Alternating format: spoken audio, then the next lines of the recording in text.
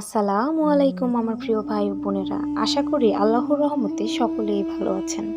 আজকে আমি আপনাদের জন্য একটি শিক্ষণীয় ঘটনা নিয়ে এসেছি, যা শুনলে আপনার জীবনের মূল উদ্দেশ্য বুঝতে আপনি সক্ষম হবেন ইনশাআল্লাহ। এক বাদশার একটি বাগান ছিল। বাগানটি ছিল অনেক বড় এবং বিভিন্ন স্তর বিশিষ্ট। বাদশাহ একজন লোককে ডাকলেন, তার হাতে একটি ঝুড়ি দিয়ে বললেন, আমার এই বাগানে যাও এবং ঝুড়ি বোঝাই করে নানা রকম ফলমূল নিয়ে আসো।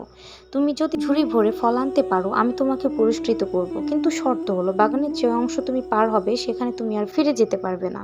লোকটি মনে করলো এটা তো কোনো কঠিন কাজ নয়। সে এক দরজা দিয়ে বাগানে প্রবেশ করলো, দেখলো গাছে গাছে ফল পেকে আছে, নানা জাতের সুন্দর সুন্দর ফল, কিন্তু এগুলো তার পছন্দ হলো না।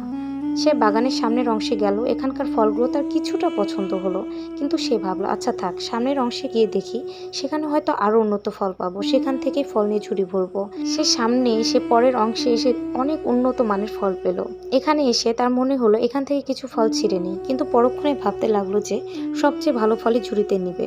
তাই সে সামনে এগিয়ে বাগানের সর্বশেষ অংশে প্রবেশ করলো। সে এখানে এসে দেখলো ফলের কোনো চিহ্নই নেই। অতএব সে আফসোস করতে লাগলো আর বলতে লাগলো, হায়, আমি যদি বাগানে ঢুকেই ফল সংগ্রহ করতাম তাহলে আমার ঝুড়ি এখন খালি থাকতো না। আমি এখন বাদশাকে কি করে মুখ দেখাবো? ঝুড়ি সহ বাগানে প্রবেশকারী লোকটির সাথে আমলনামা সহ দুনিয়ার বাগানে প্রবেশকারী তোমাকে তুলনা করা যায়।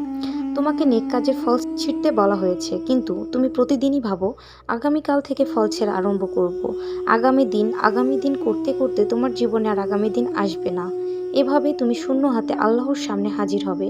এজন্য মুফতি তাকি উসমানী রুহ বলেন, জীবনের সময়গুলো অতিবাহিত হচ্ছে, জীবন কেটে যাচ্ছে, জানা নেই বয়স বাকি কত।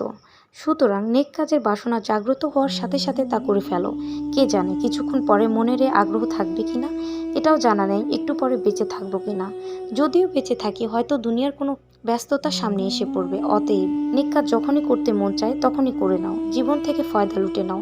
তাই জীবন নামক আল্লাহর অনুগ্রহে দেওয়া বাগানে বিচরণকালে আমল নামার বিশেষ ঝুড়িতে যখনই সুযোগ পাওয়া যায় তখনই নেকি নামক ফল দিয়ে প্রথম থেকেই ভরা শুরু করে দাও। পরে সময় পাওয়া যাবে কিনা জানা নাই। আল্লাহ সুবহানাহু ওয়া তাআলা সবাইকে তৌফিক দিন। আমিন।